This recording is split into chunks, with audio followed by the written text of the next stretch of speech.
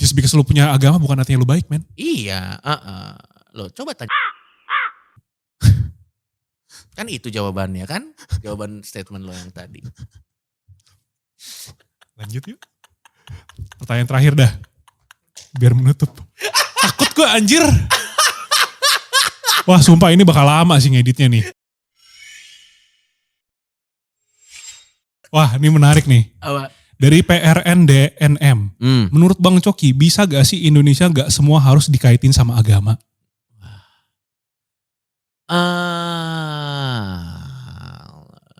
Bisa harusnya.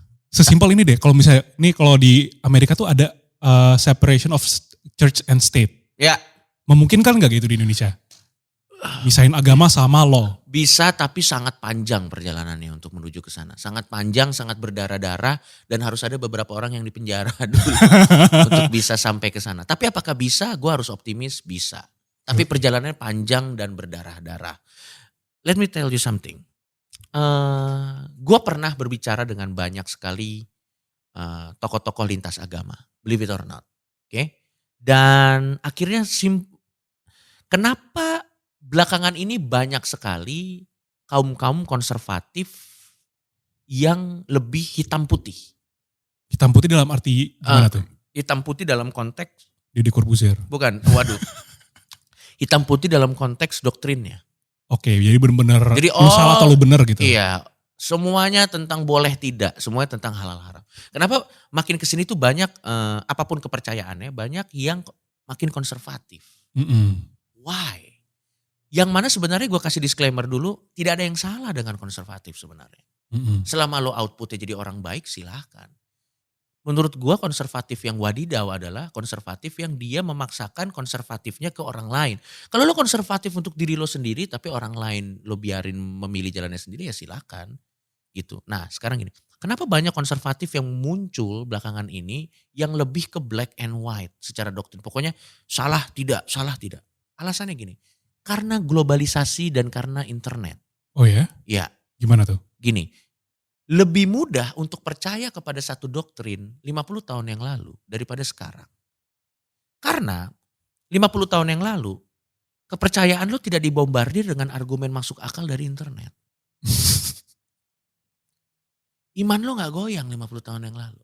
Lo percaya A, lebih mudah mempercayai A 50 tahun yang lalu.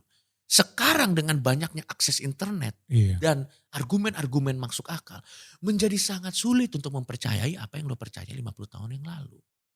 Dan yang jadi masalah adalah ketimbang keep up dengan arus informasi, orang-orang ini bikin tembok untuk memblok informasinya dari insekuritas mereka terhadap doktrinnya yang semakin sulit mereka bela nih. Dan dibantu juga sama filter bubble. Iya betul ya udah jadi chain reaction. Teknis banget lah. Teknis, gue ngerti maksud lo.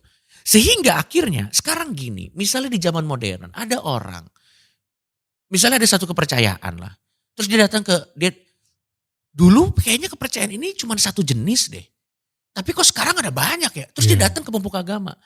Saya mohon maaf saya mau nanya kok sekarang ada gini. Terus pemuka agamanya nih dia terbuka nih pikirannya. Jadi apapun mah benar, balik lagi ke dirimu. Orang yang bingung dijawab begitu tambah bingung gak? Tambah bingung. Tapi begitu mereka datang ke pemuka agama yang ini boleh, ini kagak. Ini boleh, ini kagak. Ini boleh, ini kagak. Itu haram, ini halal. Ini boleh, ini kagak. Tenang. Karena ada kepastian.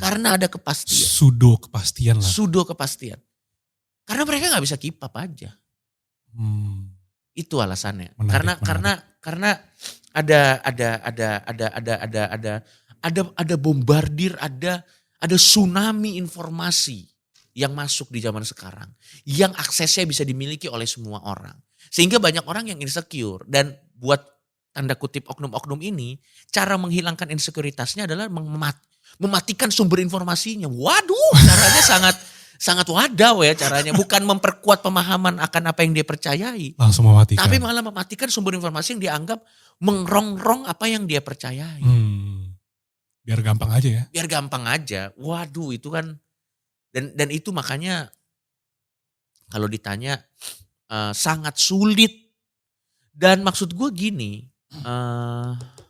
Untuk menjawab pertanyaan yang tadi apakah bisa apa-apa tidak dikaitkan dengan agama. eh, agama itu adalah salah satu tools yang paling sejarah loh ini yang membuktikan, bukan gua. Sejarah yang ngomong. Oke. Ya. Jadi kalau mau protes silakan protes ke sejarah. Agama itu adalah salah satu tools ya, terlepas dari niatnya baik. Tentu agama niatnya baik, oke. Tapi terlepas dari niatnya yang baik ini, agama ini adalah salah satu tools yang digunakan orang-orang untuk mencapai agenda-agenda tertentu dan untuk mencapai apa ya istilahnya ya, target-target tertentu. Sehingga pasti akan selalu ditarik-tarik nih religion nih dalam keputusan berpolitik or whatever. Karena ini menjadi salah satu kendaraan untuk mencapai target mereka apa gitu.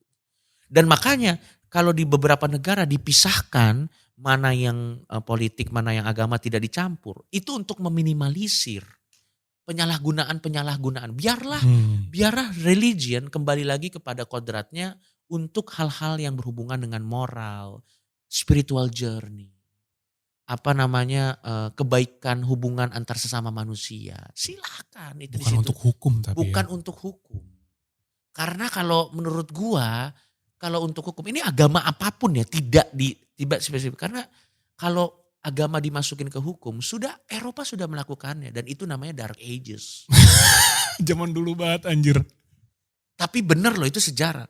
Iya, Eropa sudah melakukannya dan itu namanya Dark Ages. Sampai akhirnya ketemu sama Leonardo da Vinci dan kawan-kawan. Iya, Dan akhirnya ya. itu Enlightenment. Pada saat Eropa Enlightenment, jadi pada ateis. Tapi jadi maju. Karena mereka, ini yang gue percaya ya, hukum itu musuhnya basisnya bukan agama, tapi itu competition of the best ideas. betul. Logic gitu loh. Atau kalaupun memang Anda merasa bahwa your religion punya konsep yang baik, silakan diadu secara keabsahan argumen. Yes. Ya kalau gugur jangan baper. Betul. Dan jangan ngebom.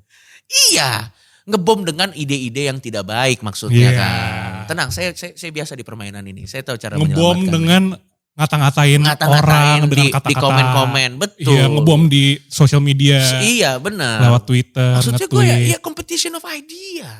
Tapi biasanya ada kepercayaan tertentu. Competition of idea is foreign.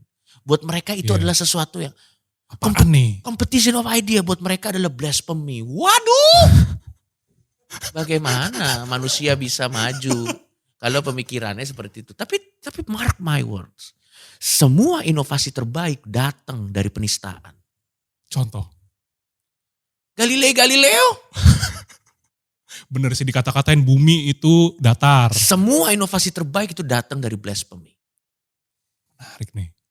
Kayaknya itu si Wright bersaudara kayaknya kita bisa terbang deh. Hahaha, goblok mana bisa manusia terbang. Berapa tahun kemudian punya pesawat terbang. Iya, jadi innovation ya. Innovation itu datang dari hal-hal nyeleneh, dari hal-hal yang provokatif. Datang dari jadi jangan dikekang. Jangan dikekang kemampuan orang untuk berimajinasi seliar-liarnya. Kalau lu tersinggung karena itu, it's your problem. Dunia tetap berjalan kok kalau lu tersinggung. Apa sih yang bikin lu spesial bangsat kalau lu tersinggung? Nggak, coba nih kita pikir pakai logika. Lu tersinggung. Terus kenapa? Matahari tetap berputar. Opini lu juga gak bakal Nggak ada mengubah hidup juga. Tidak ada yang terjadi saat Anda tersinggung. Gini, tersinggung hak semua orang. Tapi saat lo tersinggung, bukan berarti lo benar. Tersinggung dan kebenaran is a two different thing. Betul. Dan fakta don't give a shit about your feeling. Betul. Nggak, kenapa sih di drama-drama aku tersinggung? Ya terus kenapa bangsa? Nggak, coba deh pikir terus kenapa? Makanya kalau di Amerika tuh no offense ya, offense taken. Karena offense tuh diambil, ketersinggungan tuh diambil.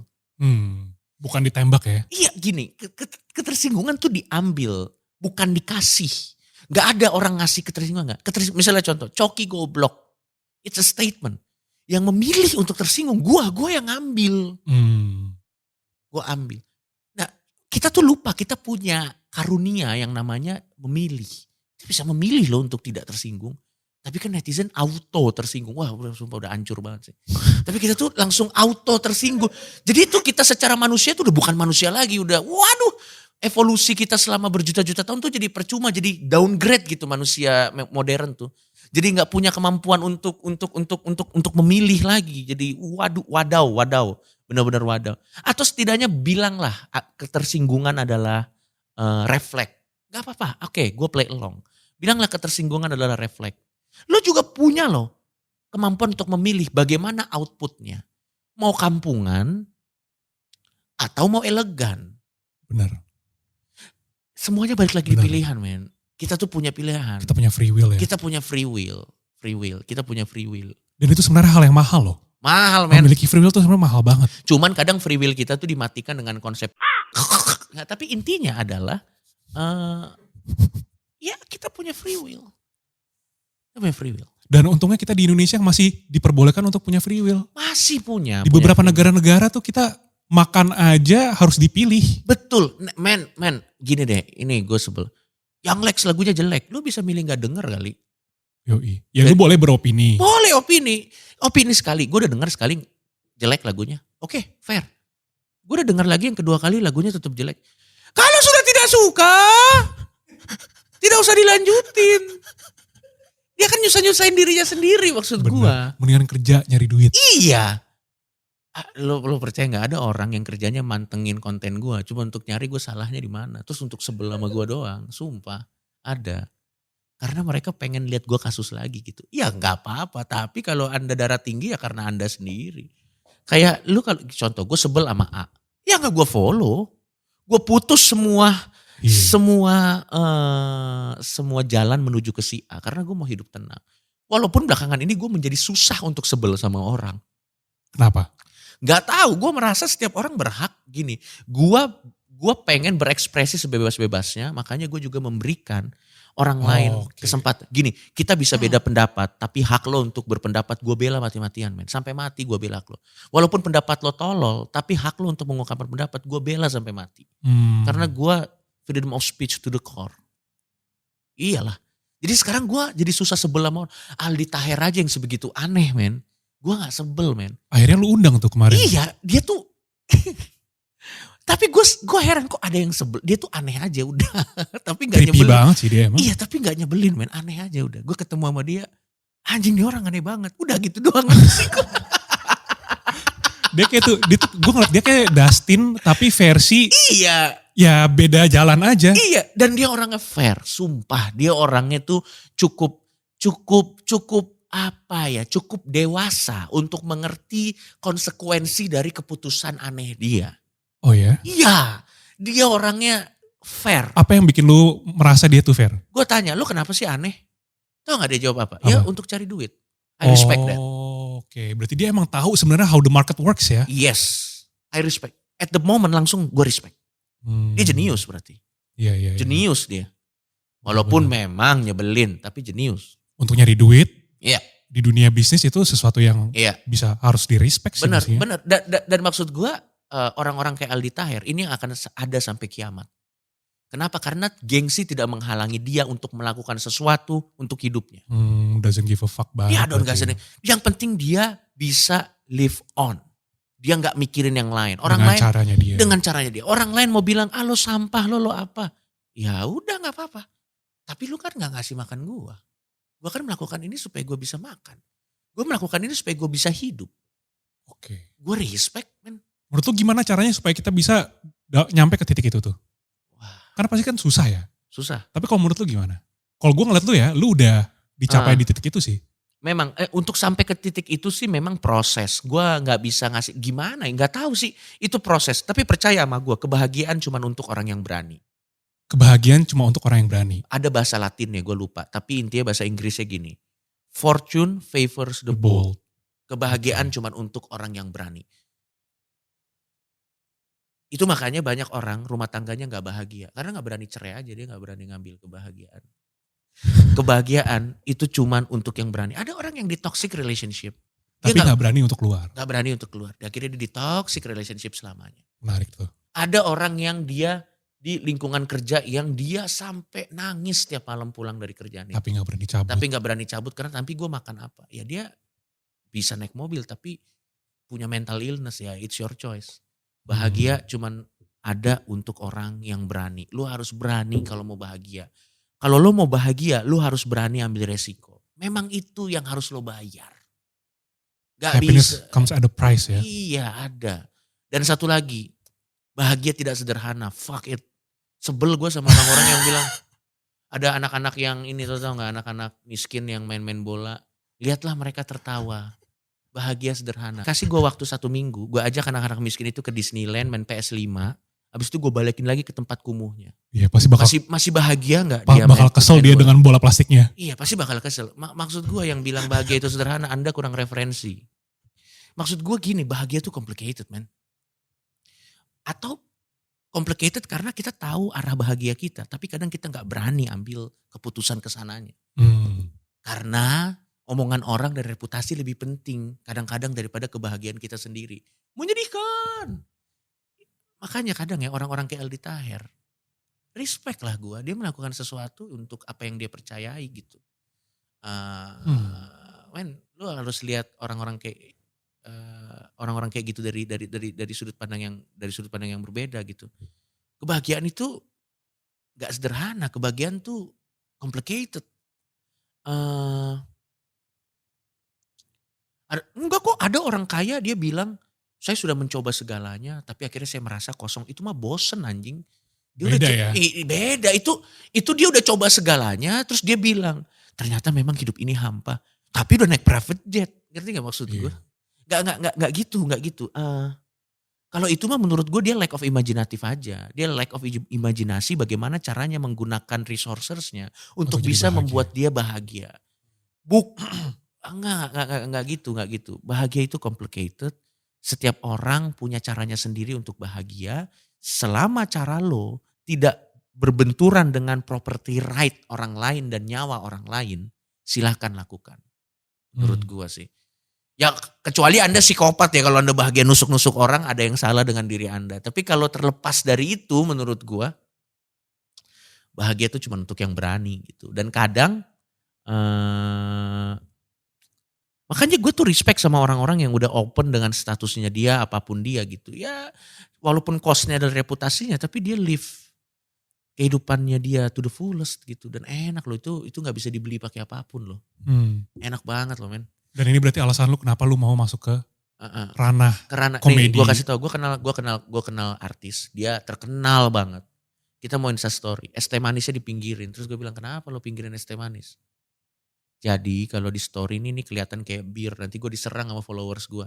Itu bukan masa depan yang gue inginkan untuk hidup gue gitu. Kayak sampai gak boleh ada bir, gak boleh ada hal-hal yang tanda kutip berbau-bau maksiat di postingannya dia gitu. Gue pengen jadi gue yang bangsat aja udah esol. Dan kalau ada orang, kok Coki begini? Lah kok lo di sini? Gue pengen gitu. Ya ngapain dia dengerin lu? Iya, kecuali lu misalnya di Mata Najwa terus memprotes, kok kurang positif. Make sense karena jalurnya. Karena dari awal Mata Najwa tuh menghadirkan diri sebagai sumber informasi apa. Kalau lu mengkritik sesuatu yang berhubungan dengan itu, silahkan. Atau lu jadi menteri agama gitu. Iya. Tapi kalau misalnya gue kan dari awal bukan penyumbang, bukan untuk menjadi terang dunia. Gue bukan Mesias. Gue datang kan memang dari awal bukan untuk Mesias. Gue datang untuk gini, gue berkarya untuk diri gue, dan kalau ada orang yang mendapatkan manfaat dari karya gue, itu bonus. Tapi sebenarnya gue berkarya untuk diri gue, untuk happiness gue. Cuman along the way pada saat pencarian happiness gue ini membuat orang lain bahagia, wah gue bersyukur. Tapi bukan itu tujuan, kebahagiaan lo bukan tujuan gue. Tujuan gue ya kebahagiaan gue sendiri. Gitu loh. Dan kalau di perjalanan itu membuat orang lain senang, ya oke, ya gue happy.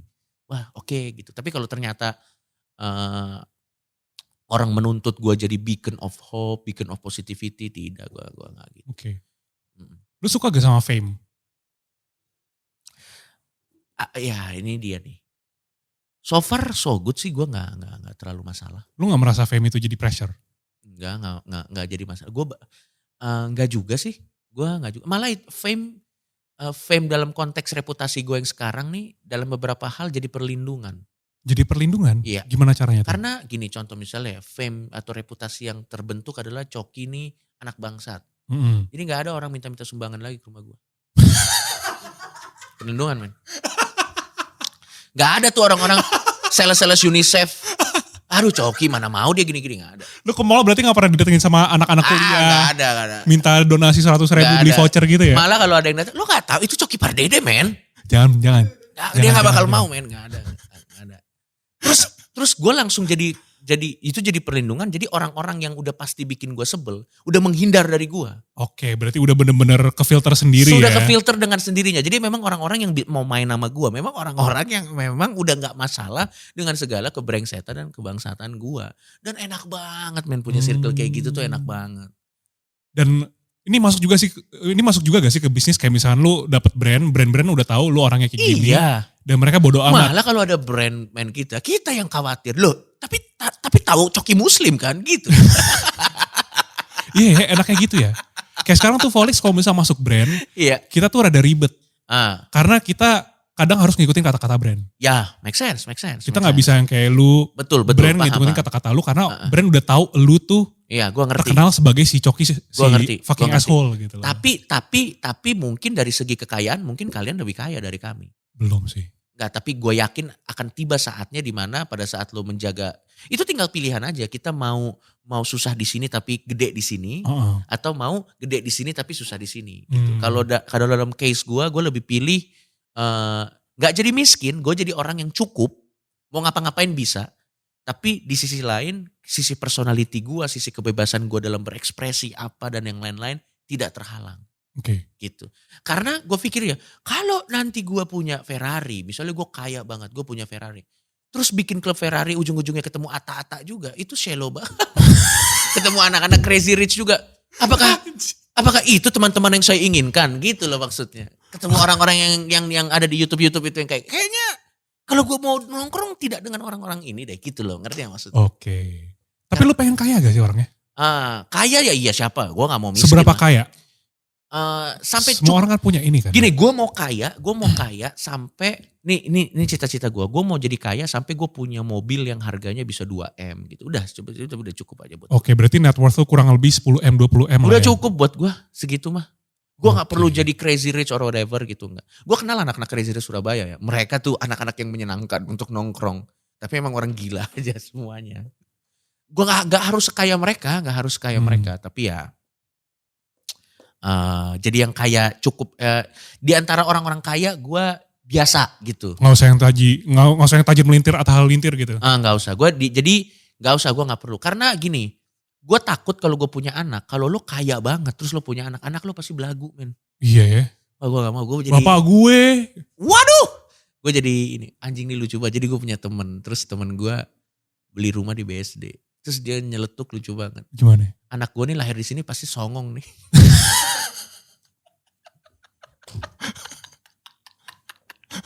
Anak-anak yang lahir di BSD pasti songong-songong.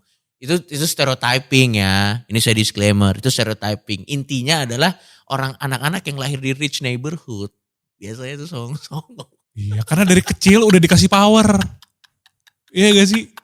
Lu baru lahir lu udah tajir men. Iya. Lu udah punya power cuma gara-gara lu lahir aja. Iya, di jadi tempat yang hoki. Lu lahir, lu gak ada, ya gitulah pokoknya. Lucu banget sih. Terus itu tuh lucu banget. Yang kayak gitu tuh lucu banget. Jadi ya itulah gue. Take it or leave it. Kalau lu, banyak orang bilang gue nyebelin ya gak apa-apa. Apalagi yang mau Anda tanya? Oke, saya akan jawab terus. Lanjut ya, beberapa pertanyaan lagi deh. Udah berapa lama nih anjir? Ya silakan nanti Anda edit saya sendiri. Gampang. Anjir. Kalau lu disuruh dari Teza Tegar _ kalau lu disuruh pilih satu agama apa yang lu pilih? Kalau harus pilih ya? Iya. Buddha mungkin. Kenapa tuh? Way of life. Karena itu bukan agama banget ya? Iya, itu way of life. Apa yang lu udah pelajari dari Buddha? Yang menurut lu, ini menarik banget nih. Selain kerasakti tentunya ya. Karena itu men, kalau lu bedah, kerasakti itu tentang ajaran agama Buddha men. Itu kan kerasakti basically ceritanya itu udah biksu bersama murid-muridnya jalan mencari kitab sucinya orang Buddha. Ada konspirasi yang bilang kitab sucinya itu apalah gitu. Tapi basically kita nontonin biksu loh setiap hari, men. Kita nontonin terus itu diajarin budinisasi terselubung itu aja. Itu terus kita diajarin belas kasih dengan cara entertaining aja yang menarik gitu. Kita diajarin cara menahan hawa nafsu, bagaimana Tom Sancong tuh digoda-goda wanita dia menolak. Iya. Dia di original menahan hawa nafsu, men. Tom Sancong. Kok itu bisa ngejual banget di negara? Karena dulu belum ada dia belum dihancurin. Kalau sekarang pasti dihancurin. Jadi maksud gue tuh yang gue pelajarin dari agama Buddha adalah way of life-nya. Mereka tuh karma aja, sebab akibat. Dan correct me if I'm wrong, teman-teman yang punya agama Buddha ya, correct me if I'm wrong. Tapi buat gue agama Buddha tuh lebih mengutamakan pesan belas kasihnya daripada ritual-ritual tertentu. Dari yang gue tahu ya. Yang penting kita berbuat baik karena ada karma di situ dia. Kita berbuat baik, kita begini. Karena gue tidak suka terikat dengan ritual, gue tidak suka. Karena ada agama tertentu atau kebanyakan agama apapun ya, gue nggak sebut ini. Suka terjebak dengan ritualistiknya dan melupakan pesan dari religionnya itu sendiri. Esensinya jadi hilang. Dan ya itu mah ya cuman ya kalau cuman gitu mah itu apa bedanya dengan ya apa? Padahal kan harusnya agama itu datang dengan niat punya pesan yang luar biasa. Setiap agama gue yakin datang dengan pesan yang luar biasa. Tapi pada saat pesannya ini jadi terkungkung oleh ritualistik tertentu yang akhirnya mematikan pesan ini sendiri, terus untuk apa? Makanya kalau gue tuh tipe orang yang gue ambil lah kebaikan-kebaikan dari berbagai macam agama dan gue terapkan itu dalam kehidupan gue gitu. Dan kalau Buddha tuh way of life, itu makanya Buddha itu dia stood the test of time. Dia dia lama banget, men. Dia ada terus, yang lainnya udah mulai gak relevan. Nah sama gue mau kasih tahu nih, ini sedikit perbandingan aja ya. Kayaknya di Indonesia tuh kalau ketemu orang ateis, gue bukan ateis ya, gue agnostik. Kayaknya di Indonesia tuh kalau ketemu orang ateis tuh kagetnya, apa? Sampai gitu tuh orang tuh kayak, kenapa? Kayak ngeliat singa albino gitu kali ya. Padahal gak jauh beda. Nih gue kasih tahu. Menurut catatan, semua Tuhan yang dicatat di sejarah manusia di setiap agama itu ada 3.000. Banyak ya. Ada 3.000, oke? Jadi kalau lu percaya satu agama, bilanglah lu percaya satu Tuhan. Berarti lu percaya satu Tuhan, lu gak percaya 299 lagi. Ya kan? Nah, orang ateis cuma lebih satu aja gak percayanya. Terus apa bedanya sama lu? Bener, men. Iya loh. Menurut data record itu ada 3.000 Tuhan, oke? Dari agama Yunani, agama Zeus, agama api, agama apa. Ini kita nggak ngomong siapa yang benar, itu mah pembahasannya lagi. Ini secara nama loh, secara tulisan loh di sejarah, kurang lebih dari 3.000 sekian lah. Kalau kita percaya satu agama, berarti kan kita mendinai 2.999 lagi kan? Tuh. Kita percaya sama yang satu. Nah ateis ya cuma beda satu sama lu, dia nggak percaya 3.000-3.000-nya. Terus kita nggak, we are not so different, man. Ya bedanya mungkin numbers dari aja. kuantitas orang ateis aja gak sih? Maksudnya gimana? Kuantitasnya maksudnya orang ateis ya dikit orangnya. Kebanding sama orang-orang yang lebih beragama di Indonesia. Gak juga, kadang ada orang ateis yang diem-diem aja gitu ya. Dia dalam hatinya ateis, tapi ya KTP-nya ya tertentu. Ya karena memang sangat mengerti bahwa di beberapa negara itu bisa mengancam nyawa. Dan understandable kalau tidak ada yang ingin keluar bilang, aku ateis gitu ya. Dar, tiba-tiba ada suara. Kan agak serem ya kalau kayak gitu. Aku agnostik, dar, langsung meledak gitu kan agak serem maksud gue. Jadi ya gue sangat, tapi ya gitu, we are not so different lah. Dan orang-orang sekuler lah, gak usah ngomong agnostik ateis, orang-orang sekuler tuh bukan berarti mereka tidak bermoral, gak ada hubungannya lagi. Kebetulan saya agnostik dan saya memang dianggap orang tidak bermoral. Tapi lo lihat negara-negara yang sekuler, itu mereka orang jatuh juga ditolongin, men. Iya. Bukan berarti karena mereka sekuler ada orang jatuh didiemin, enggak. Apa negara paling tidak religius di dunia lo cari. Di situ lo kesusahan dibantuin juga. Ada sapa-sapaannya juga. Ya manusiawi aja. Karena memang sumber kebaikan kan gak cuma dari satu pintu. Lu bisa ngambil dari banyak pintu gitu. Dan just because lu punya agama bukan artinya lu baik, men. Iya, lo coba tanya. Kan itu jawabannya kan? Jawaban statement lo yang tadi. Lanjut yuk. Pertanyaan terakhir dah. Biar menutup. Takut gue anjir. Wah sumpah ini bakal lama sih ngeditnya nih. Either kita bakal lama banget ngeditnya atau kita bodo amat gak usah diedit. Atau lo kasih time code. Iya atau gak kasih time code. Kasih time code atau nanti lo cek. Ya silakan aja lah. Kan no hurry kan untuk dia ngupload gitu kan. Santai aja. Dari Ella Marta Sasta. Gimana cara ngatasin orang yang sok agamis tapi kelakuan ngelebihin setan? Pertanyaannya adalah kenapa Anda merasa harus mengatasi mereka? Iya ya. Ya jangan ada di circle itu lah. Tapi kalau misalnya ternyata let's say nih, orang agamis ini gak bisa keluar dari circle kita. Gimana? Ya, kayak contohnya.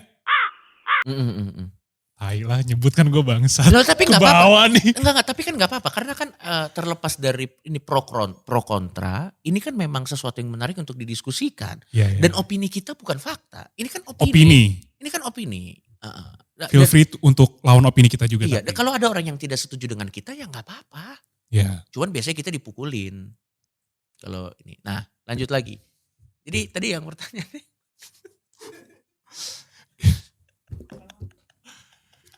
Tolong setelah kita upload ini jangan datengin kantor kita. Enggak lah. Mereka sekarang udah bubar. Sekarang bukan masalah bubar ya. Sekarang hal-hal seperti ini masyarakat Indonesia sudah lebih aware untuk bisa address masalah-masalah seperti ini. Jadi bukan hal-hal tabu lagi. Masyarakat itu cerdas. Iya. Untungnya ada internet ya menurut gue ya. Betul. Dan gue rasa kan ormas-ormas itu kan tidak merepresentasikan agamanya sebenarnya. Itu kan ormas-ormas itu kan cuman oknum-oknum yang mengklaim merepresentasikan agama tertentu. Ya kalau misalnya ormasnya buruk kan belum tentu agamanya buruk gitu loh. Jadi kita lagi ngomong mengenai orang yang mengklaim dirinya adalah sah dong kalau kita mempertanyakan itu. Kan gak salah maksudnya. Kenapa? Apa salahnya di mana? Kita tidak menuduh juga kan. Nah saya bisa menghandle itu. Ini makanan saya. Lo percaya gak? Gue pernah ketemu anggota ormas ya. Di depan muka gue. Di depan muka gue gini. Halal darah antum. Takutlah akan Tuhan. Dalam hati saya lebih takut sama Bapak. Maksudnya dia kalau mukul lebih berasa gitu. Saya langsung bisa berdarah gitu. Lucu bener men sumpah, tapi ya gimana ya. Tapi itu adalah pengalaman. Itu for another time lah. Itu kenapa tapi? Penasaran nih gue. Karena kasus gue lah intinya. Yang babi kurma.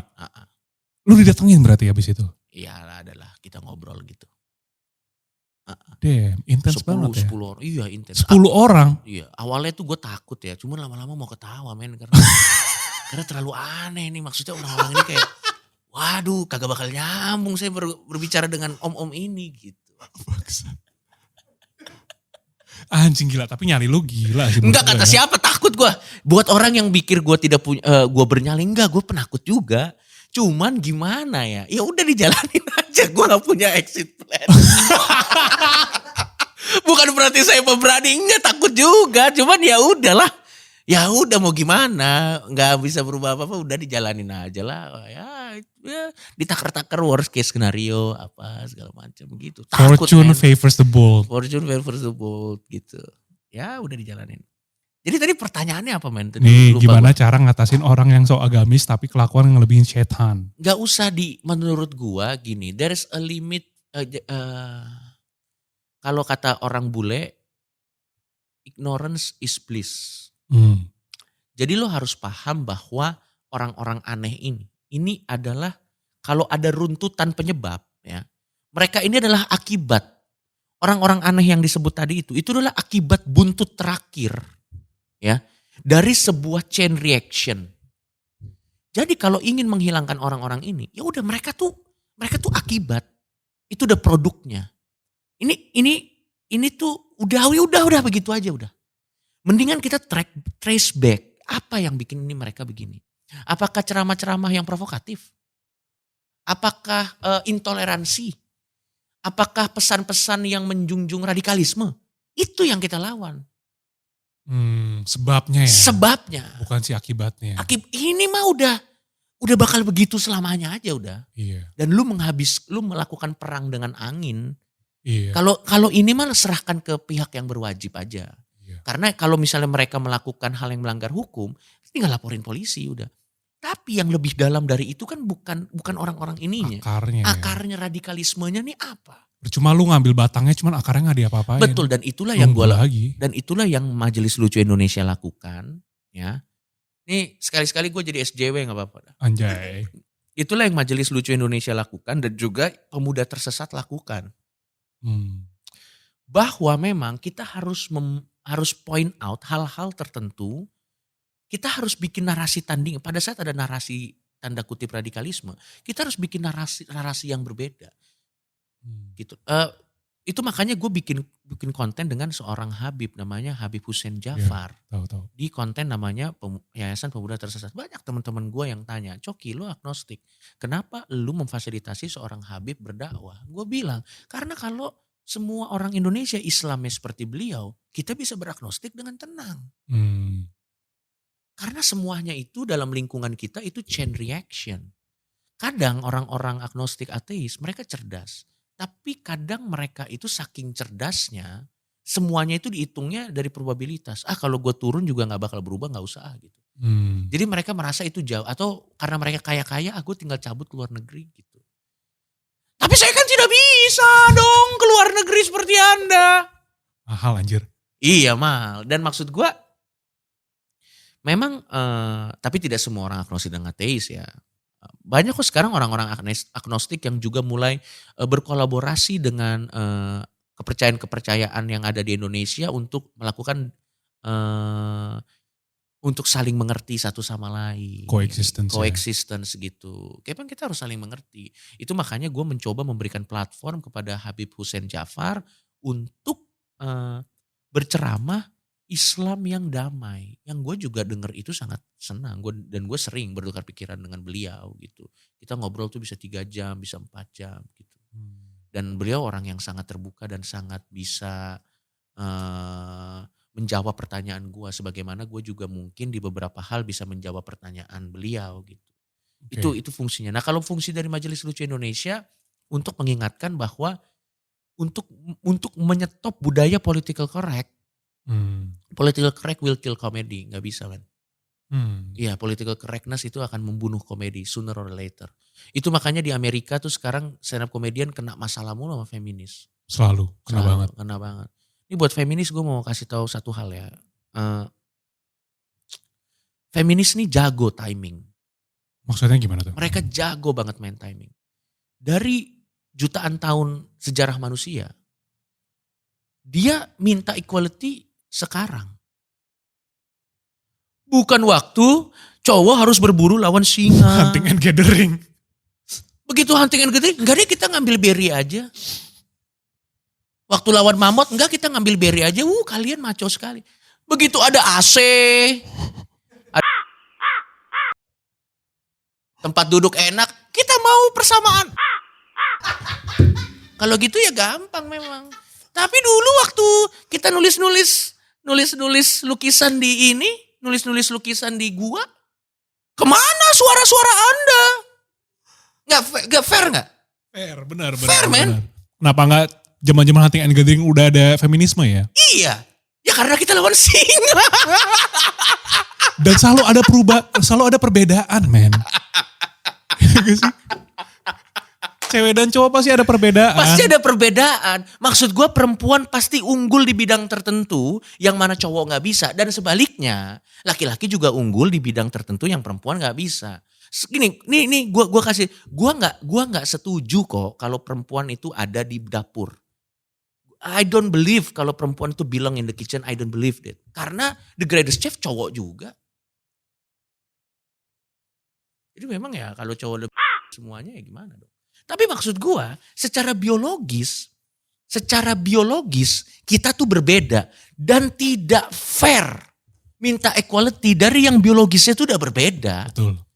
Biarlah perempuan shine dengan caranya dan biarlah laki-laki shine dengan caranya. Betul.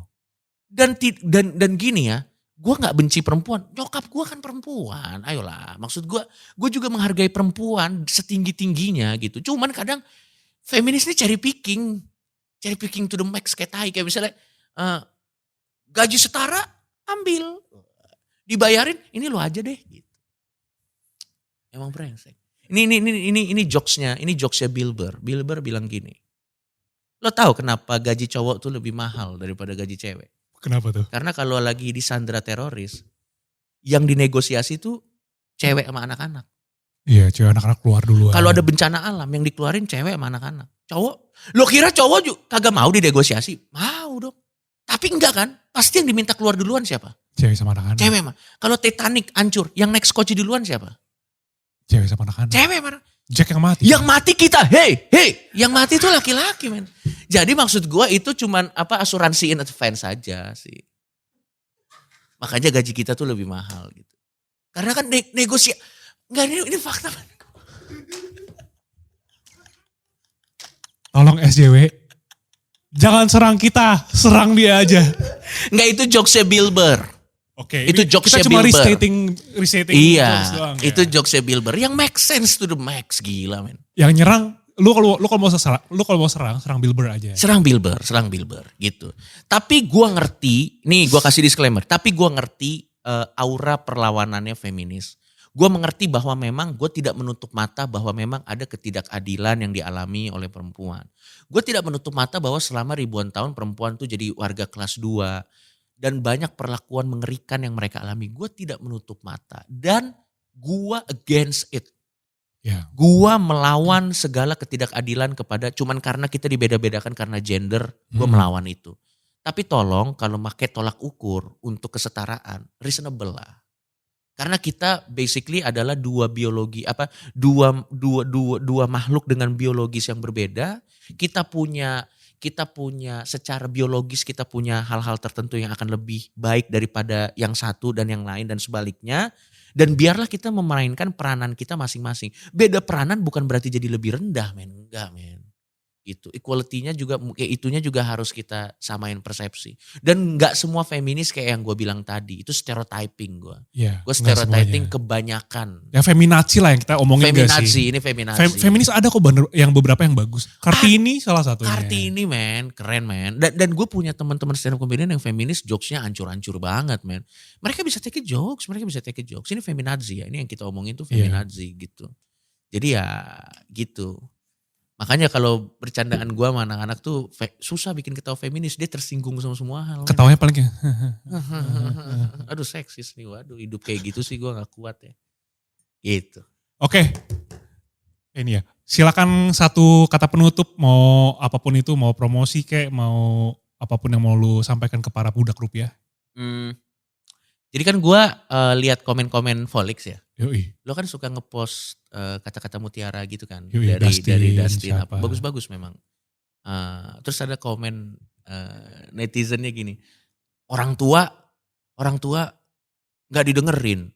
Komen-komen di podcast didengerin. Lah kalau orang tua lo, masa lo dengerin?